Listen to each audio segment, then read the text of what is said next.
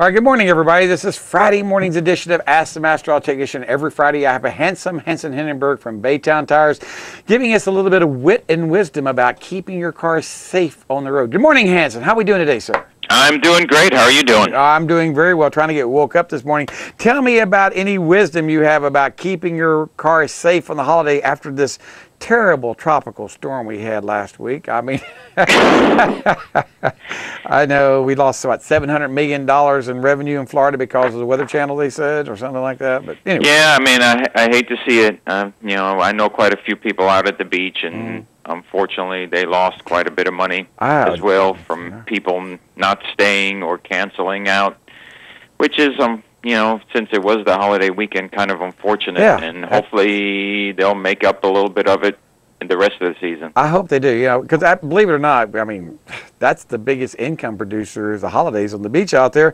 Though we don't have a 12-month-a-year vacation spot yet. I see them working that way where Panama City Beach is a destination year-round, but it's not there yet. But maybe we see it more and more, you know, having concerts to drive them in and other events like Bike Week a couple of times. I mean, it brings a lot of people in, and hopefully we'll be able to extend the season as it goes on. I remember the season used to be 4 months. Now it's probably 6 or 7 months, so it's definitely increasing, and families are coming more. So, I mean, that's important, too, and especially we're a huge drive destination. Oh, yes. Speaking of cars, I mean, even though last weekend was kind of a bust, there were still a lot of people from out of town. Oh, yeah, yeah. That we had to help, you know, fix their tires because there were tons of debris out there on the road, even though the weather wasn't that bad. Also, you know, they don't fix stuff before they go on vacation, which is a problem. You know, oh, yeah, my water pump leaked at home. Now it's pouring, blowing smoke out all the time. That's not good. Well, one of the things that we've been talking about is how the automotive repair industry is changing. Years ago, it used to be every 3 months, every 3,000 miles for your oil changes, and people have gotten away from that because the car manufacturers have made better oil, better quality, and we're able to go longer between services, which is in a way better because a lot of people don't like going every 3 months to get their oil changed. But so we in the automotive industry are having to change and offer different services, such as headlight buffing or making sure your interior window motors get fixed. Because a lot of people, that's something that people want, the convenience. And I know I'm having to change what we're doing. Years ago, I would have never thought about doing headlight buffing or things like that, or cosmetic work. And we do that every day now. I mean, whether it's headliners or sunroof leaks or things like that, customers want to have their cars fixed. And because they just don't tear up like they used to, and you know. Yeah, I was just thinking of it the other day. You're right. I mean, we're in an industry where the cars are getting better and lasting longer, so we don't really have to fix things sometimes like water pumps and radiators until they have 100,000+ miles on it. That's or before, you know, at 50 or 60,000 miles, we saw some of those issues. Years ago, I would venture to say, at 75,000 miles, a car was wore out. In the 70s and early 80s, by the time you got 75, 80,000 miles, the car was wore out. By the time you had 50,000 miles on it, you already changed the water pump on it, and at least one alternator, and a couple of batteries and tires. And now, cars go 200,000, 300,000, 400,000 miles. I mean, it's not uncommon to have a car running into your shop with 400,000 miles, I bet. No, not at all. And, you know, and people are used to having their car and running at tip-top shape. One of the biggest things that we see is, you know, that at 150 or 200,000 miles, they go, well, you know, we have oil leaks and, you know, other issues that really need to be addressed if you want to keep the car running another 150,000 miles. My wife was asking me earlier, so how can people tell if cars been maintained if they don't have if they don't have like Carfax? And I went, well, I would sit there and take the oil cap off and look down and see what's in the crankcase. Is it full of sludge? I would take the radiator cap off, look down the radiator. I'd see how much heat the radiator is getting rid of. What are some of the other things that we can look to see about a used car that maybe customers are Well, I mean, again, you know, you want to look at all the things, especially, you know, air filters are kind of a telltale sign how well the car has been maintained. Not only that, or people come in and say, I just bought this used car, and it's not blowing very well, and we pull the cabin filter out, cabin air filter out, and stuff's growing inside. Ain't that disgusting? They're breathing that air. Hey, we really need to do not only put a new cabin filter in there, but really clean it out. And other things, I always look at brakes. Brakes are kind of a telltale sign too. People like to just put pads on brakes these days. Yep. And we look at the rotors and we look at the calipers. And at 150,000 miles, if those things haven't been changed out, they're going to cause you some problems down the road. Not only noise, but especially calipers and hardware. It likes to lock up. And it affects gas mileage. I had a person come in here and said, look, after my brake job I had done XYZ shop, my gas mileage has dropped precipitously. I said, what do you mean? He said, I used to get 40 miles to gallon in my little car, and I'm lucky to get 25. And I went, really? And he goes, yeah. And I said, well, I don't understand that. How did getting a brake job? And then all of a sudden it dawned on me, you might have, your brakes might be dragging. He says, well, I have been smelling something. My brakes do smell like they're hot. I walked out there with a infrared gun, shot it. Front brakes were running around 500 degrees. Wow. And I said, I think I found your problem. And he goes, what? And I said, this. I said, your calipers are locking up, or your master cylinder or something. Anyway, he went back to the shop and they corrected whatever the problem happened to be. But the point being is, a brake job or an improper brake job can affect your gas mileage as well. And gas is pushing, is it going to push $4 a gallon this summer, you think? I think so. Well, we're getting close. So I think they'll keep creeping up there. So yeah. It's probably not going to go down anytime soon. No. So $3.50 is definitely right around. Oh yeah, I wouldn't doubt it by Labor Day to be up to around $3.75, $4 a gallon. It's quite possible. But here's an air filter. You can't see it, but I've got an air filter that's so black, it's so nasty. I got it in a black plastic bag. It's supposed to be white. It's so black. It's so nasty. It didn't have things growing in it because I don't think anything could live in that environment. Not as good. I mean, golly, it was horrible. But they had the same complaint. My air conditioning barely blows, and we just bought the car. And I said, and like you said, that's a perfect example of how well they're taking care of the car.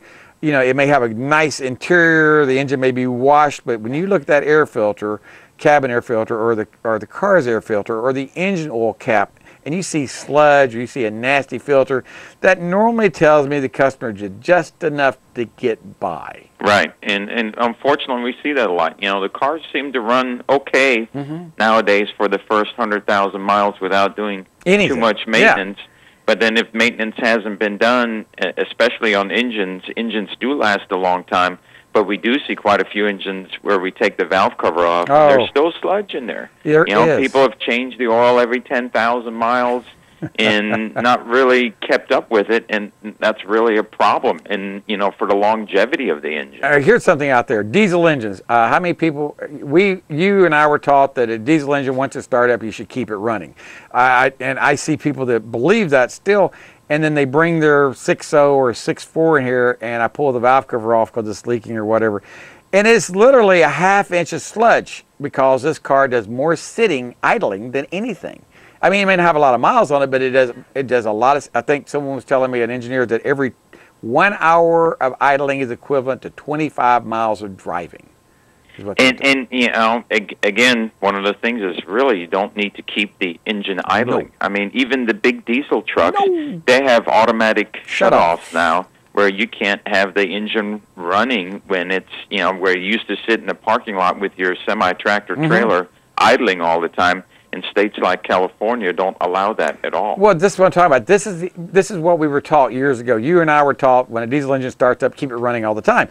We found out that's not necessarily true. You don't need to do that. Matter of fact, it's hard on an engine. And I see people doing that with gasoline engines as well. And I try to tell them, I say, if you want to get better gas mileage, shut the car off when you're at a red light, especially these big diesels. These big cars. They go, what? I said, look, if you're going to be sitting at a railroad track and a train go by and you're going to be sitting for more than 2 minutes, cut your car off. They go, really? I said, honest to goodness, you'll save gas mileage. And the new cars, if you're getting a car that's 17 or 18, right?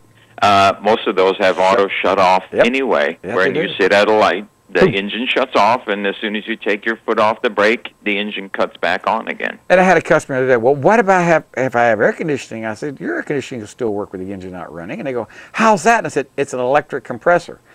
And the look on their face was like, electric compressor? I said, yeah, you got electric steering too. And they looked at me like, electric steering? I said, yeah, you got a little motor underneath on your steering column there. And they go, I didn't know that. And I said, you got electric compressor and you got electric steering, so the car doesn't have to be running for you to steer it or to have cold air. And they were like, well, I'll be. And I said, that's why I take special equipment to charge up your air conditioning, because it's an electric compressor. You just can't let anyone charge it or you'll damage it. And again, I was reading a bunch of articles, even now, some of the electric or the hybrids are also using, really what's a heat pump. So that not only does it make cold air, but also it reverses the process and makes hot air. So you basically, like your house, you have a heat pump in your car. I know, and it's practical. It really is practical. That way, there's less energy having to be expended by running a water pump and circulating that water through a heater core. Believe it or not, it's more fuel efficient. They're not doing it to make life easier for us technicians. They're doing it to make the car more dependable, less moving parts, believe it or not. And everything is all they got to do to make the air conditioning become a heater is put a reversing valve on it. That's all it is. It's just the reversing valve where now the evaporator becomes a condenser and the condenser now becomes the evaporator. And it's amazing how simple that is. And it saves weight, it saves time, it saves money. I think that's an excellent idea that they're doing. I agree. It's down the road, unfortunately, probably that valve will break and of course it will. Have to be repaired. But again, you probably have good service, 150, 200,000 miles.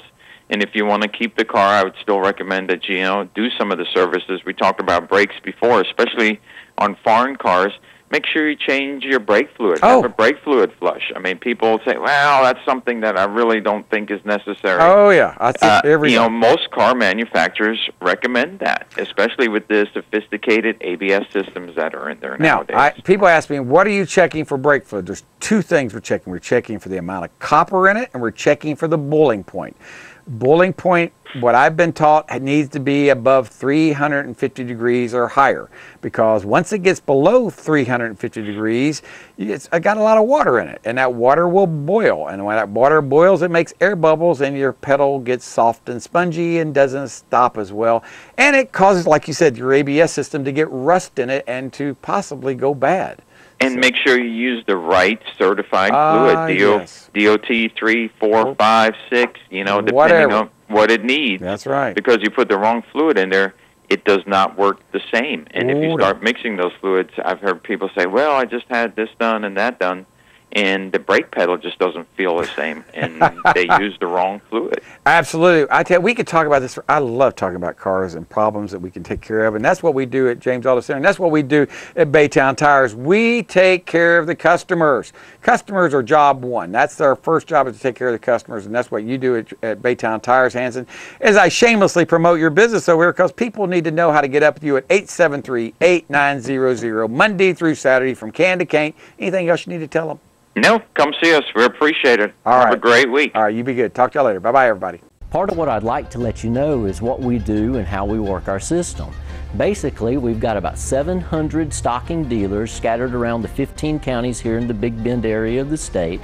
I run a fleet of trucks, vans, and what we call hotshot vehicles to deliver to our dealers quickly so they can help service you as fast and efficiently as they can. Summer is here and the days are getting longer and hotter. Call James Auto Center for a free cooling system evaluation and consultation. Give us a call, 850-763-0555 today. And provide timely and efficient service, and we're there to take care of our dealers, who in turn can take care of their customers. If you want the best deal in town for tires, you need to call Baytown Tires at 873-8900. Hansson and the guys at Baytown Tires take pride in serving Panama City for over 20 years. Baytown Tires on Highway 98 in St. Andrews. All service work backed by a nationwide warranty. All right, good morning, everybody. This is Friday morning's final edition of this week's show. I got Mark Sarlo calling all the way from La Junta, Colorado. Good morning, Mark. How are we doing today, sir? Doing well, and of course, as you guys fought the torrential rains and storms and everything, we have a nice, balmy 100-degree, 102-degree day. So there you go. That's something I want to talk about. I wanted to talk about leaving pets, children, whatever, in a car for any length of time. I mean, I don't know how prevalent it is in your part of the country, but where we have a lot of people, you don't have that many people where you live at, people have a tendency to run in just for a few minutes to the store, leaving their pet, leaving their child. And unfortunately, we have some terrible consequences of those actions. They get distracted, get busy, and the pet dies or the child dies. And I would just like to remind everybody that it's summertime here, and where you're at as well too. And if people they don't need to do that. They should never leave a child or a pet in there unattended without the engine running, is what I think. I just want to know what you and your experience as an engineer have found out over the years, and maybe shed some more light on this. Well, and we'll work backwards from what we have to design. So put this into consideration, that what we have to design is plastics, polymers, interior items that will survive not only 40 below, but also temperatures in the near 150, that's 150-degree range. Now, you take a dry heat and you have the sun beating through the windshield onto a dark dash or dark interior, and the inside gets very warm, so we as engineers have to design for that. Now, if we're designing for that, then you can put that into the equation to know that it's going to get that warm in there. A good test, and I recently did this for myself, is I had a vehicle, and I just wanted to see how long it took me to be uncomfortable. And so I thought, okay, and I left the windows cracked, and this was only probably a week ago, so I left the windows cracked and was in there on my cell phone and the whole goal of the cell phone was to read email. And I thought, gee, what a good opportunity. And I can tell you that in under 3 minutes, I was uncomfortable. Now, that doesn't mean dangerous dehydration, but in 3 minutes I was uncomfortable. Well, you can see if you took a pet that has a fur coat on or a child, that most often that child is, I don't want to say bundled up, but they're in a car seat, which insulates them. It doesn't take long to overheat. And if for me to be uncomfortable in 3 minutes or less, it can be, you can imagine after just 10 minutes, 15, how bad it would be. Well, I was right here. They were talking about the temperature where let's just say our temperature is 85 degrees. They say 85 degrees, in 10 minutes it'll be 104 degrees. In 20 minutes it'll be 114. I don't know very many people that can live for any length of time in that type of stifled air, no breathe. 114 degrees in 20 minutes, you're going to be unconscious. I would think. Maybe I'm wrong, but it doesn't take long, and that's why I really want this program to let people know the importance of don't leave your pets or leave your children alone in a car without the air conditioning on. It's just not right. I mean, when I was a kid, it was not uncommon for my parents to take me to the store, leave the windows all the way down, and we had to wait in the car. But we didn't, but the windows were down, we could get out. We weren't like a child that couldn't get out, or we weren't like a dog that couldn't get out. But still, people don't need to be doing that, and I see it happen all the time. People got to the point right now where they'll break a windshield to let a pet out. I mean, a window to let a pet out. I can't say that I blame them. I think I would do the same thing if I saw a distressed animal. I would break a windshield. And if the customer says, well, you're going to owe me for the windshield, so be it. At least I know I saved their pet from dying.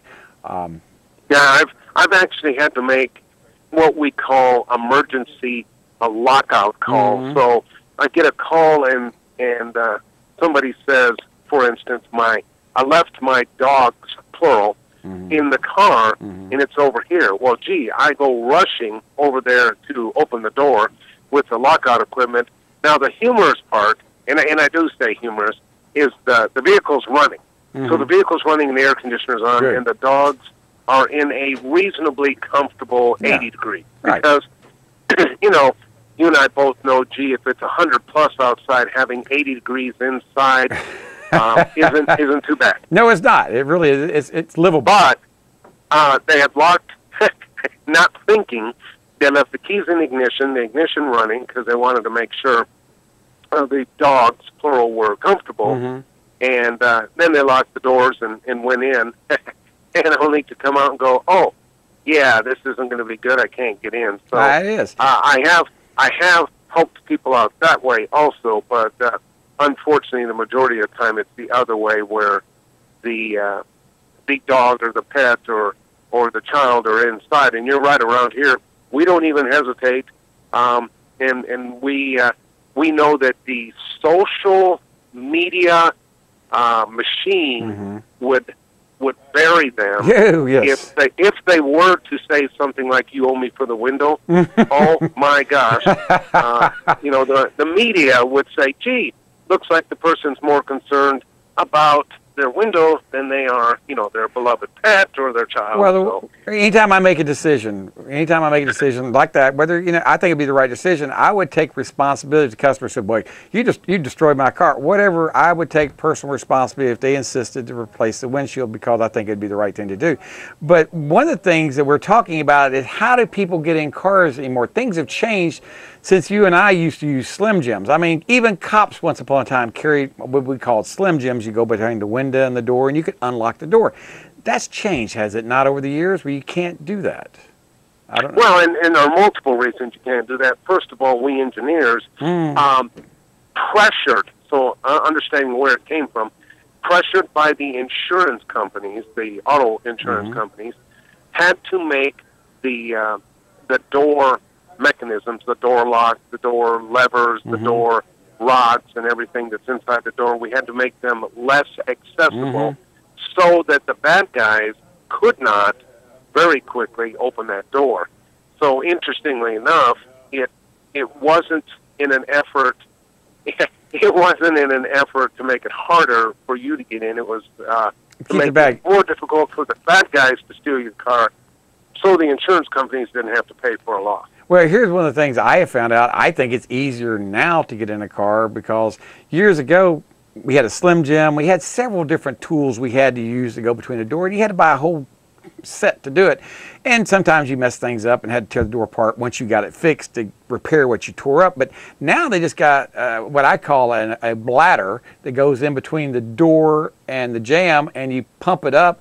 It's like a pressure cup, and it expands the door, where you can take this long, flexible rod and push the button or whatever. And to me, I can get in a car a lot faster without doing no damage compared to what it used to be using the Slim Jims and those type instrumentations. But I guess as the unintended consequences, the insurance company wanted you to do that. Y'all did a great job on it. But the other thing about it is, now I have one tool and a little bladder, and I can just about get in any car out there. It makes it easier for me, but I don't, I'm just throwing that out there, letting people know that it's not the same as it used to be, where a cop could come out and do it, because they won't do it anymore. They won't open your door. You have to call Papa Lock or something like that, a locksmith. But it can be done. Most repair shops, I know you probably have one of those bladders that go in between the door. That's, to me, is the easiest way to open these cars nowadays.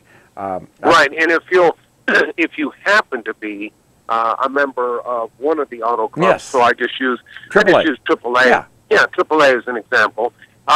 You call up AAA, and not that they'll call me, but they'll call one of their AAA representatives that also has a rollback wrecker or something. But anyway, they'll call them to come out. To come out and give, a gallon or two of fuel, or unlock your door, just like we're talking about. Right. But the disadvantage is, many times, not always, many times it takes a little longer, just because they have to dispatch that person from somewhere. You're right. It's the way it works out there. But yeah, we were also talking, we got about 2 or 3 minutes left here. We were talking earlier this week, I don't know if you read it, about the future of automobiles in America.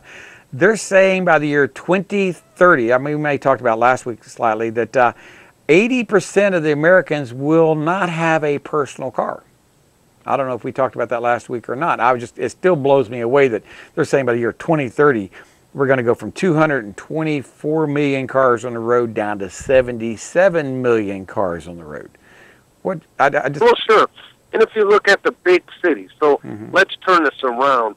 That right now the scenario that you propose, the situation that you say, gee, this is where we're going.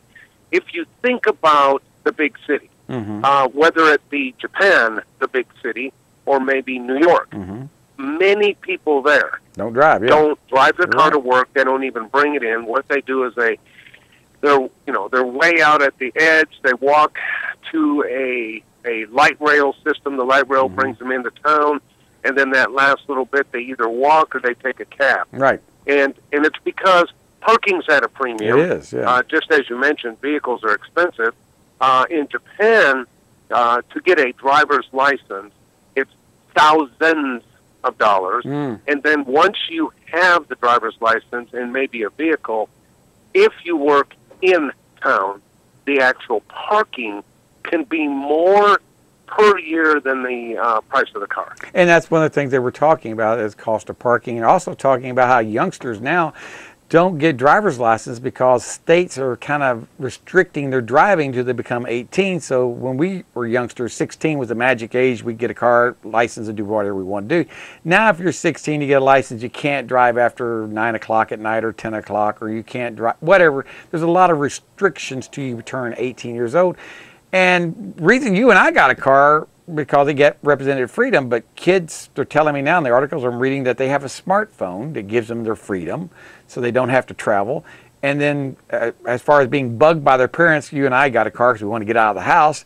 Well, their parents aren't home because mom and dad are working both jobs, and so they're at home by themselves, so they have their freedom, so there's really no need or desire to have an automobile. So that's one of the articles I'm reading about what's happening in the car industry in America. That car experience that you and I grew up with, wanting to have that car, that's gone away. It does not exist anymore. And I can tell you that in this little town that I live in, that is probably 1 mile wide and 2.5 miles long. So just imagine that when you go to the grocery store, you probably drive further than my entire town's length. You probably do, right? But, you know, thinking of that, little towns like yours, even big towns, have outlawed dragging Main Street. You know what I'm talking about, where you go in endless circle. Sure. They've outlawed it. That's another reason they were saying that the car mentality or the love of cars is going away because, well, NASCAR is up for sale now. They're saying there's a good, strong possibility in the next 20, 30 years there won't be any NASCAR. I'm going, whoo, these are all thoughts that are just foreign. I just can't comprehend this happening. But times are changing, Mark. They really are, and we got to go. There we go. Another one in the can. Yeah, another one in the can. Mark, thank you so much for being on here. We'll talk next week, and we'll talk a little bit more about some things that may be on your mind instead of my mind. We'll talk to you again next week, everybody. All right, bye-bye, everybody. Summer is here, and the days are getting longer and hotter. Call James Auto Center for a free cooling system evaluation and consultation. Give us a call, 850-763-0555 today. Fix it right, guaranteed. Beep, beep, beep, beep, yeah!